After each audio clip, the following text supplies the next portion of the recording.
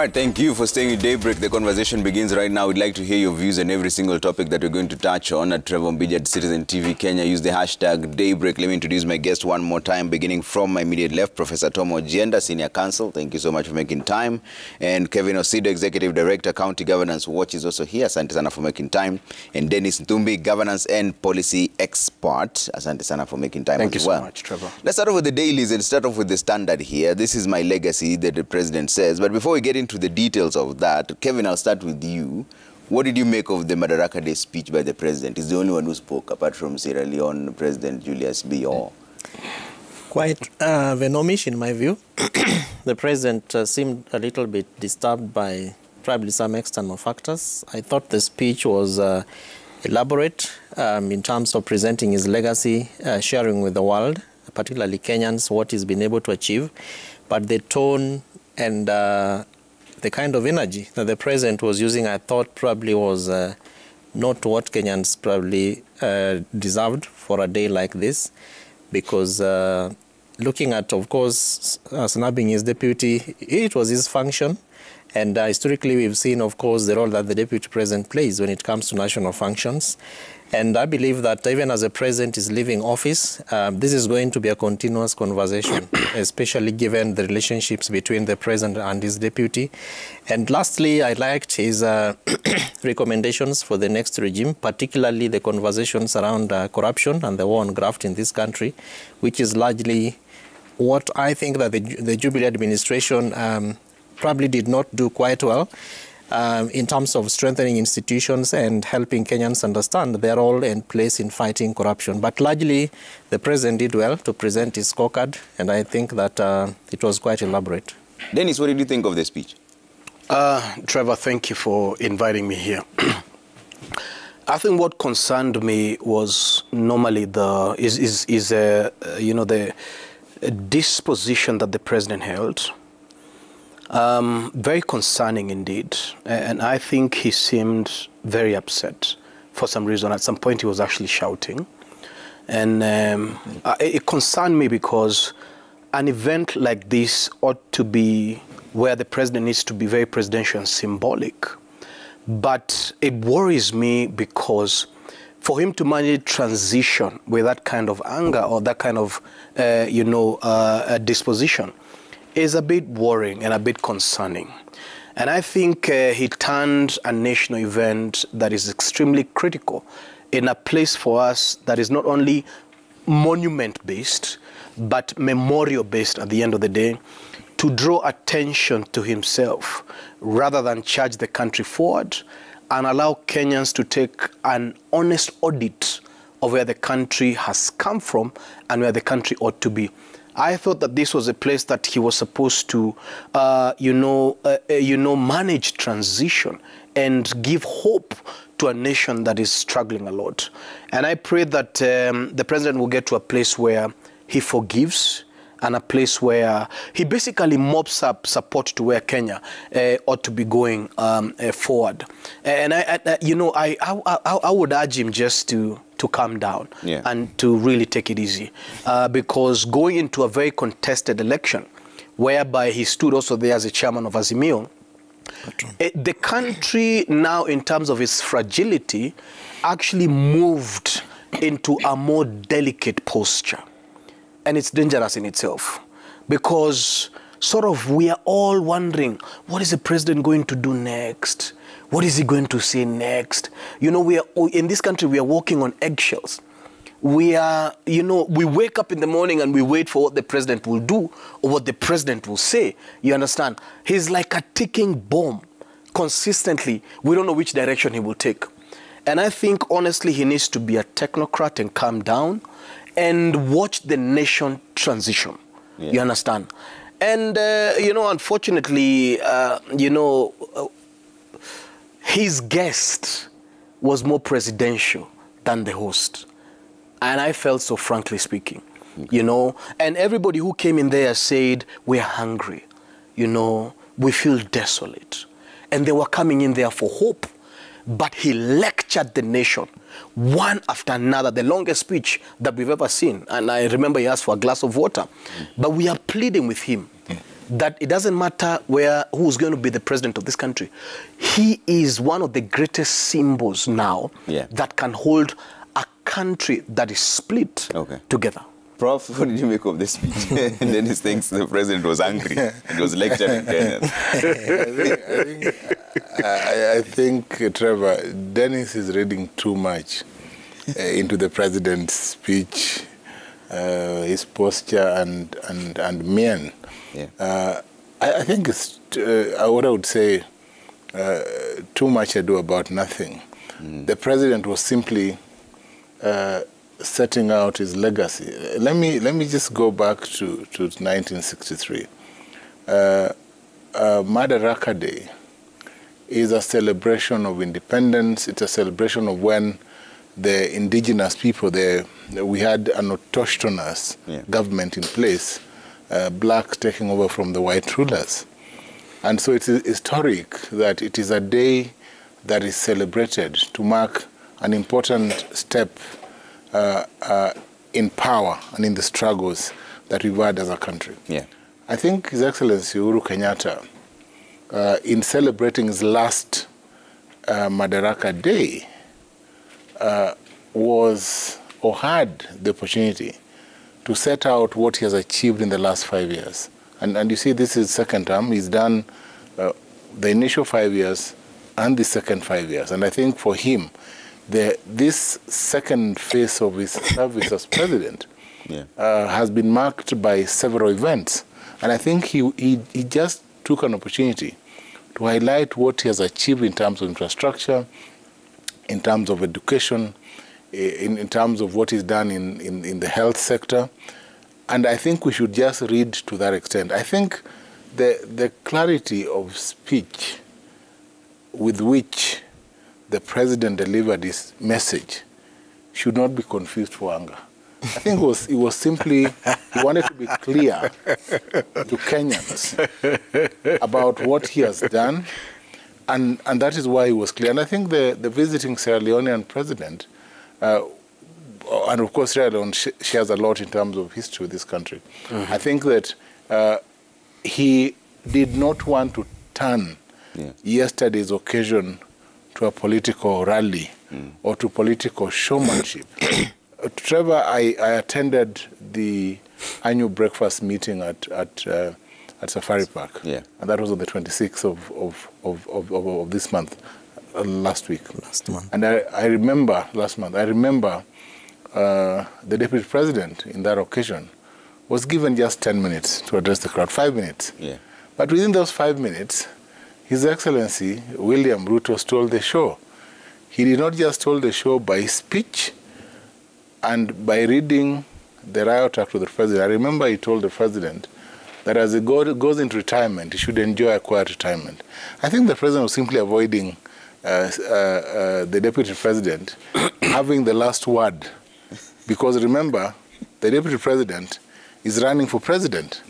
And if he's running for president, he did not want to give an undue advantage to the deputy president during his last Madaraka Day celebration. Remember, while everyone is talking about the deputy president being snubbed, nobody is talking about His Excellency Raila Odinga being snubbed. He did not speak at the occasion as well. So the president was simply avoiding a situation where an occasion, a solemn occasion like Madaraka Day celebrations would be turned into a campaign rally for various candidates of Azimio and Kenya Kwanza. So, Prof, I think you need to read that. Raila is not a state office. It's not a state office. The president is expected to speak before the president. Raila Odinga is the president's brother.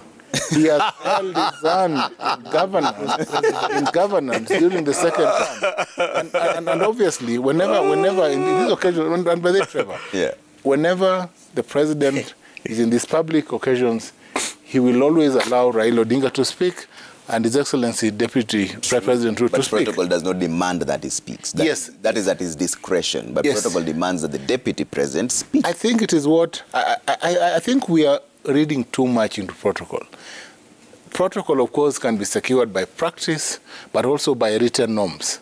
There's no written norm that says that a minister must invite the deputy president, or that the government spokesman must speak, and or the deputy president must invite the president. The president, this was the president's occasion. Remember, he had a guest, and his guest was the president of Sierra Leone. So I think we are reading too much. And let me tell you, I remember the breakfast meeting at Safari Park. His Excellency, Dr. William Ruto, the deputy president, invited Martha Karua to speak. Yeah. And it became an Azimio Kenya Kwanza, battle. Of course, the Chief Justice stole the day. She spoke very, very well. Yeah. But then the fact that the prayer rally then became a political campaign platform, I think is a problem. I think the president was simply trying to avoid that. but Kevin, that breach of protocol, in as much as Prof says there's no written rule and he's a senior counsel here, so there's no whether it's written that so and so has to speak, but perception that it creates, doesn't it create an angry, vindictive kind of president? Considering from the prayer breakfast, there was an actual request to forgive. I mean, the deputy president literally asked him to forgive him. Yeah. So what kind of perception did it create then? I think given the kind of history that we've had as a people, where in such kind of functions, the deputy president speaks and then invites His Excellency the President, that is more or less like a protocol norm that we have been birthed into, bred into, and we've lived, seeing that happening from many, many, many years, and of course the past regimes as well. The President Uhuru Kenyatta, in my view, and particularly looking at his relationship with his deputy, have not given Kenyans that very strong moment to imbibe into seeing how a deputy president then would be inviting a president who, in fact, in other occasions, has not shown that he's interested in what the president is doing. And so, as Prof says, probably the president was keen to avoid an embarrassing situation similar to what we saw happening during the prayer breakfast, where, in fact, the norm is that they sit on the same table. Yeah. But in Safari Park, they actually sat on different tables, where the deputy president sat with the speakers of parliament, Mheshimiwa Lusaka and Mheshimiwa Justin Muturi. Yeah. And then the president sat with the Chief Justice and one other person, I think.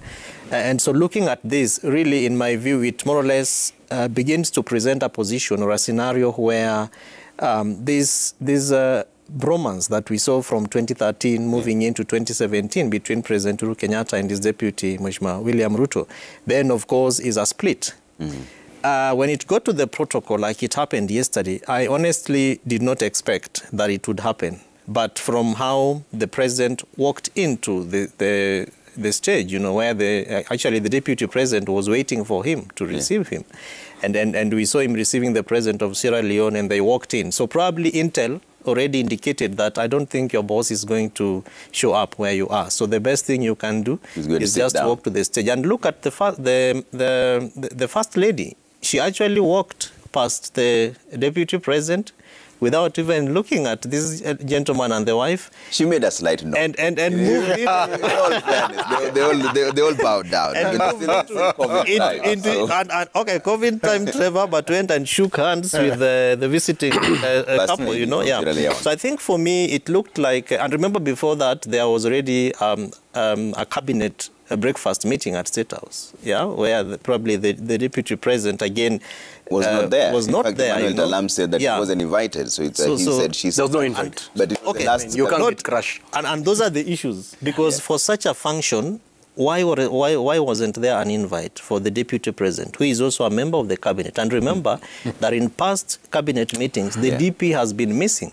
So I think for yesterday's climax, the president was being very categorical that I don't want to pretend, I don't want to be hypocritical, I don't want you to ask me for forgiveness, but in public. But then what you do when we are together in our house is not really a proper show of this forgiveness. It's a bad show, Trevor, especially for a transition president and of course, a deputy president who is running for office.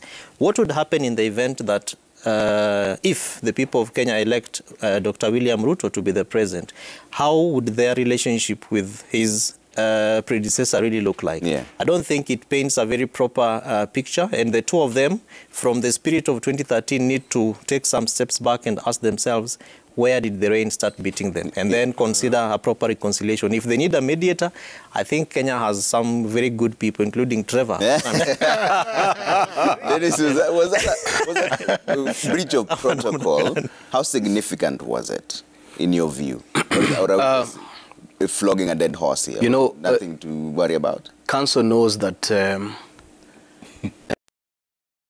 enshrined in ethics and morals.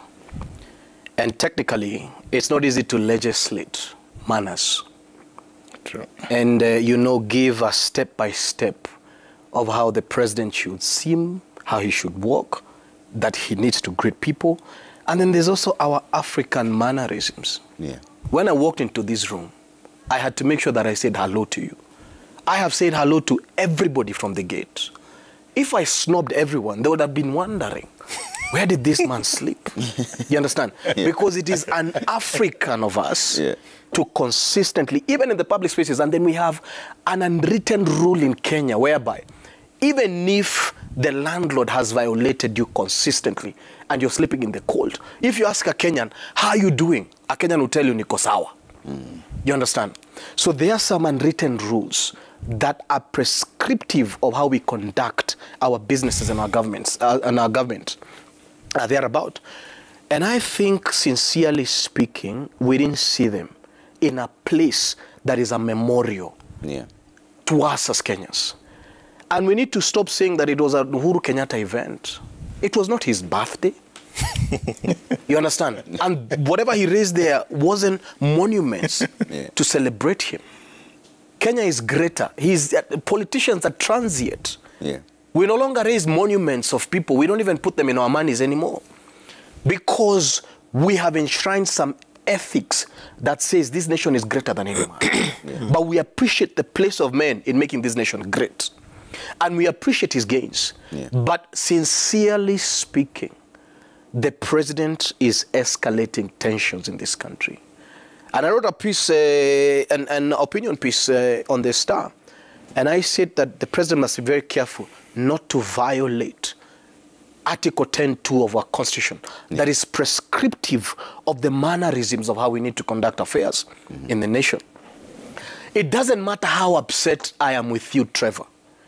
But for as long as we are public servants, we owe it to Kenyans to behave in a manner that respects them as our employers.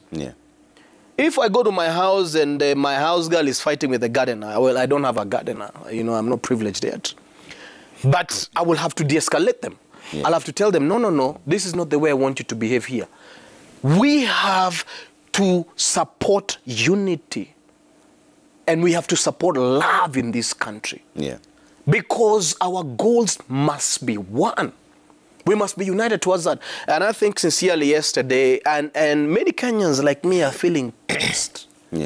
Because we are now managing a transitioning president. You know, we are almost trying to find somebody who will be constantly giving us updates on how he woke up today. Is he going to wake up well tomorrow? What about the next event when he's going to speak? Is Kenya going to be okay? We are feeling tensed about his disposition. And he needs to forgive everyone. And he needs to cool down. And we need to transition from that politics of personal vendettas to ensure that we deliver what it is that we wanted to achieve in self-rule, internal self-rule and self-determination. The constituent power of those ones who are sitting on Uhuru Park, they're hungry and destitute. Those are the Kenyans that we need to raise. Those are the Kenyans that we need to feel empowered. If I'm the president and I'm receiving a salary of some extra millions, surely I cannot stand there conceited, angry for what? when Kenyans are dying, when Kenyans are destitute, when the cost of living is unbearable. Thousands of the Kenyans who came there maybe don't even have any food to eat or any job. Trevor, this country has transitioned to one of the greatest informal markets ever. It means that the government is only dealing with a job market of about 10%. 90% of the country is informal. The entry level to anyone who now gets a degree or a PhD is in the Juakali sector. Trevor, you have to go to Nairobi University and get your PhD or your degree, then you cannot imagine that you're going to be like senior counsel here. You have now to start imagining that I have to start boiling eggs, or I have to start being a cobbler, or I have to start selling tumba clothes or whatever it is. We have grand issues in this country other than being angry. Being angry should be the last thing. We need to be angry at the enemies of this nation. That is hunger. That is ignorance. That is poverty. And that is a healthcare system that is broken down. We cannot be angry at each other. Yes. Prof, the issues that Dennis is raising, one of them that he talked about was graft. The war on graft. He said that the incoming government has to ensure that they keep fighting, and he said the devil of corruption is still very much alive. This same corruption that he asked Kenyans at some point that what do you want me to do about this, and considering 2 billion shillings is being stolen every other day. So what then is the best remedy for dealing with corruption, even for the incoming government? Something that he himself had a challenge with, considering that agencies that deal with corruption are themselves independent agencies. So you can't really interfere with their functioning.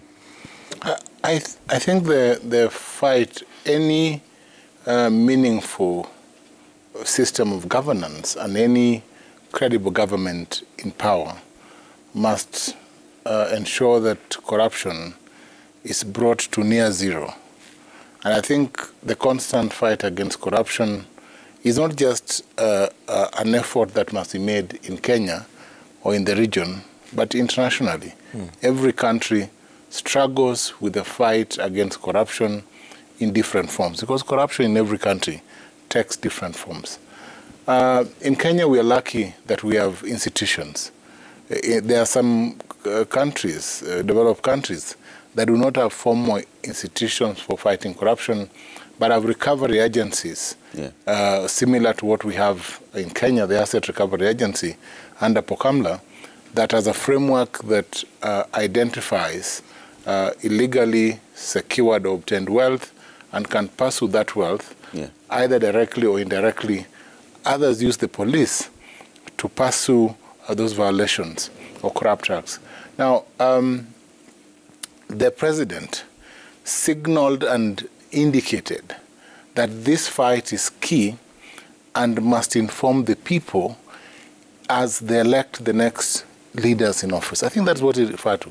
And I think for Kenya, we are lucky that we have a framework under the Anti-Corruption and Economic Crimes Act 2013, under the Public Officer Ethics Act 2013, under now we have the Leadership and Integrity Act, that is a very elaborate framework that defines how the Ethics and Anti-Corruption Commission operates, what forms constitute corruption, and how they pursue corruption. I have seen in the headlines of The Nation a list of individuals that have been signaled by the EACC as not capable of running for office. Of course, all this in violation of Article 99(3) of the Constitution, because you cannot bar individuals from running for public office unless you establish, number one, that a court of competent jurisdiction, one authority of competent jurisdiction, has determined cases brought against them as being incapable to stand for office. That's number one. But number two, most fundamentally, that there is no appeal or review application filed by any of the individuals against the determination. I think a lot of what I see here, I see faces of individuals, some who have gone through the process, the legal process, have been acquitted, some who have been charged or are being investigated. You cannot ban an individual for running for public office. So you're saying merely the ECC is involved in a zero-sum game? No. It is a zero-sum game. It's unnecessary in my view, because you cannot buy individuals for running for office merely because there are allegations against them, because every story has two sides to it, or because they have been charged in court. The court process or the legal process has two possible outcomes, either a conviction or an acquittal. But thirdly, there is a recourse to an appeal process, the appellate process, as prescribed by the court, so that these individuals, again, even if they are convicted, would have a recourse to an appeal. And that is why even when a person is convicted and they have an appeal, they will still be able to run for office, because they have not exhausted the mechanism, the justice system that allows either a two-tier or a three-tier appeal. I think it simply would be preempting justice and speaking contra the norms of the Constitution. If you then say that you bar people because there are allegations against them. But I think for me, what is key here is that any government in power must demonstrate its ability and its urge to fight corruption in all forms. And I think the law is there. What we have, what is lacking, and perhaps what has not been achieved so far, is results, certain results, and results are only achieved where the investigative agencies investigate those cases in a manner that can lead to a conviction. When the agencies in question work together. Remember, now we have the push and pull between the office of the DPP and the office of the DCI as to who should do what.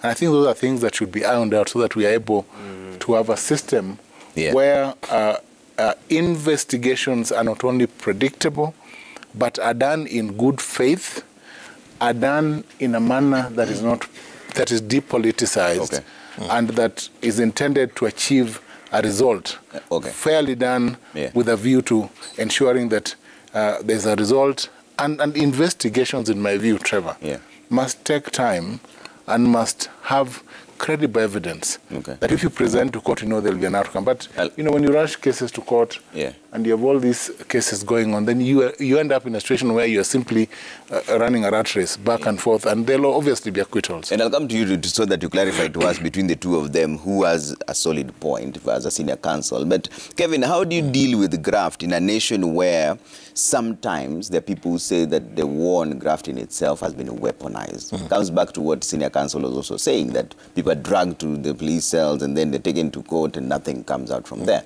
But how do you fight corruption in a place where the institutions that are meant to fight corruption themselves are sometimes accused of weaponizing the war on graft?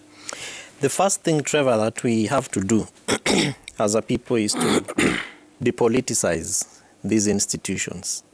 Because the war against corruption, the war on graft as we speak, has been politicized, and people get arrested and they find somebody to accuse. And a lot of times what we've seen really happening is that one side of the political divide is feeling a little bit more targeted, or individuals within one of the coalitions feel much more targeted and followed, as opposed to individuals from another side of the coalition. And so a lot of the conversation, therefore, revolves around state machinery and taking advantage of state power or weapons of the state to target individuals who probably might not be seen to be singing the tune of the powers that be. That must come to a stall. We must stop that and therefore make these institutions independent. And they must be independent because the sovereign power of the people of Kenya, which rests in their hands, have been given to these institutions. And so these institutions, the people who sit at the apex of the institutions, exercise that power on behalf of the people of Kenya. How do we go about that? We must therefore look at the role of the political class in, for example, appointing the director of criminal investigations. Must this person be vetted by parliament? What is the space of citizens who actually have given their power to parliamentarians to represent them? So much say that when an MP or a parliamentarian is arrested, they don't have to keep looking for the number of the DCI to call and say, I spoke well for you that day. Look at what you are doing. Are you really sure that I have to be arrested? And so we must ensure that the independence of these institutions, Trevor, is really given much more strength, and we focus on their responsibilities, roles, and functions. The third thing is education, preventive education, across the board, whether at the citizenry level, at the institutional level, and even at the policy, legislative processes, so that people understand what corruption is: mega corruption, minor corruption, small corruption, big corruption. How is it possible that small thieves are arrested for years without end, but big thieves who steal big money, their cases never end? And then some of the faces we see here are cases that probably have been going on since 2013, 2014. Some of them are even beyond the promulgation of the Constitution. We must therefore exercise some urgency to narrow down on how we help people prevent corruption. What is the reporting system? Will we have confidence in DCI to investigate? Will the prosecution really do its work? And how do these two institutions that Senior Counsel is mentioning working in tandem to ensure that the end game and the end result is actually working towards ending corruption? And then focusing again on aspects that then deal with timelines for corruption cases, like BBI. The BBI report that was thrown out by the courts, had proposed 2 years, that any corruption case goes for 2 years. We must have a conversation around when does a corruption case start and for how long can it go? Because that way, Trevor, we would not be having people who now are running for office and people are waking up to say, you are not fit, because this case has been there for all these years. Where have you been, for example? And that's why I think, for me, the judiciary's role, therefore, comes to the fore. Because all these issues, therefore, will end at the judiciary. So the fourth thing that we have to do is to also strengthen the judiciary to work together with all these other institutions. And I have to applaud the Chief Justice for putting together, I think there is a commission now that is going to be focusing on looking at petitions and the state of these cases. And we are hoping that that is going to be fast-tracked, expedited, so that we give people the opportunity to run for office if they are fit, and if they are not, deal with their cases and stop them. Dennis, the war on graft, what is the best approach to it? And you can even see the list, more than 240 of them listed by EACC, but Senior Counsel is saying that is a zero-sum game. But that is also one of the things that the president advised the next government to deal with corruption. Wow, Trevor, this is a heavy conversation. The president yesterday called out Satan and blamed Satan for corruption in the country. But the president forgot to bind Satan. You don't cancel demons, you cast them out. And corruption indeed, and I agree with him, that corruption is a civilization by demons to met out the greatest violence against a population and make that population poor, destitute, and increase value in the business of coffins and burying. Today, when you go to Langata Cemetery, you'll hardly get space to bury anyone. Today, when you walk around Jogoo Road and Eastlands and many other places, you realize that the food businesses are way down, but the coffin businesses are thriving. So the president indeed is standing on a platform of death and destruction. And I'm glad that he called out Satan yesterday, but he forgot to cast out the devil.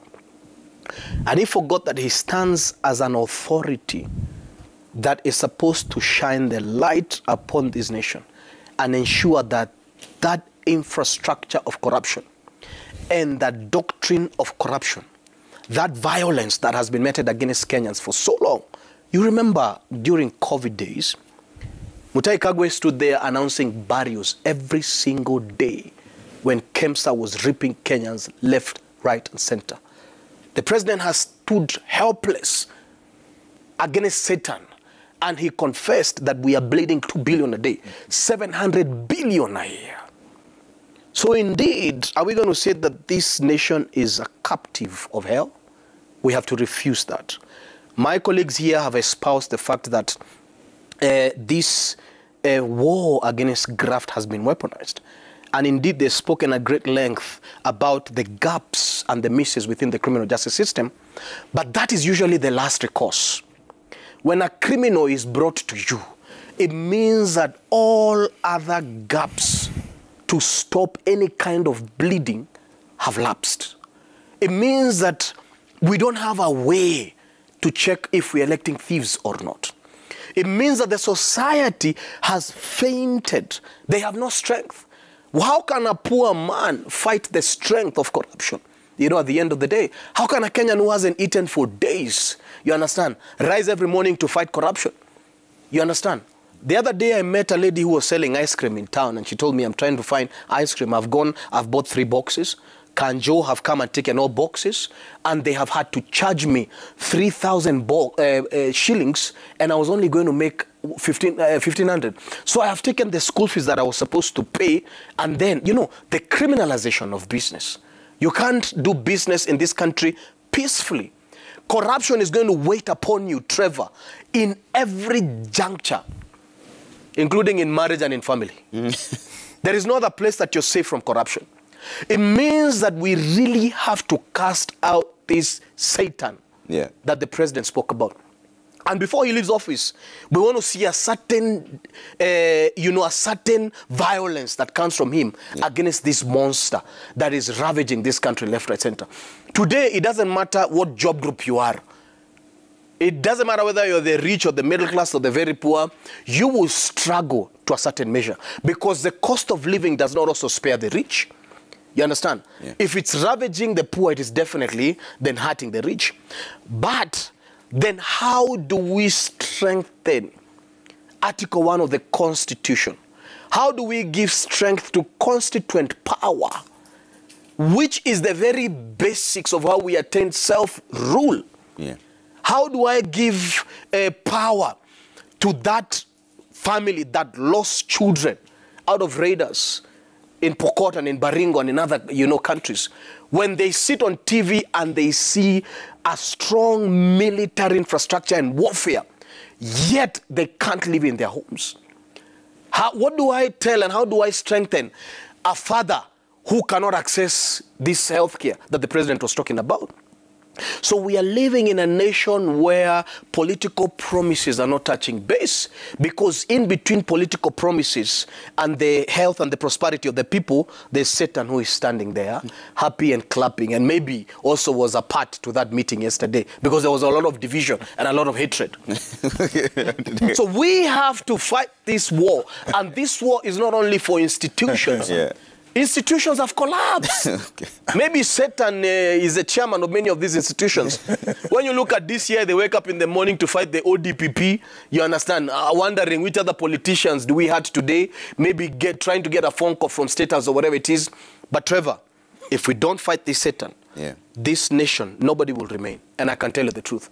Because I was telling my colleagues, and I give security advice as a security professional, to, Nyumba Kumi and communities that are suffering. I'll tell them, if you don't fight corruption, it doesn't matter, because perhaps if you go to where a lot of these people live, we are now strengthening walls and electric fences and 17 German shepherds and Maasais that look like they can kill Satan himself. But the truth is, the poor people in your neighborhood are increasing. 90% of the job market is informal, is the Juakali sector. That's the reason why some fellas in Karen were like, oh, there's now garages coming everywhere, there are hawkers coming everywhere. I'm like, listen, it's the collapse of the economy that is portending this. So even if you're making $10,000 a day, hello, there's a day that is coming that by force you have to share those $10,000, whether you like it or not. So this is everyone's fight. And my frustration is that when DCI and the CS Interior speaks, he's a whistleblower. The president is a whistleblower. So then you wonder, my goodness, who is going to fight us? But you know what? For me, at least the rest I have is that we have the Holy Spirit in this nation. If nobody can fight Satan, at least we have to fast and pray, my brother. Because I don't know who is for us. I have to take a quick break. When we come back, we'll see some of your feedback at Trevor Mbiji Citizen TV Kenya. Use the hashtag Daybreak. There's still a lot to talk about here. The president talked about the use of the military to fulfill some of his legacies. He talked about KMC and also the shipyard, but also talked about quite a number of his achievements. 13 trillion, he says. In 9 years, we have moved from being 12th largest economy in Africa to the 6th largest economy economy. But can you feel it from where you are? We'll talk about that in just a bit, right? See you shortly.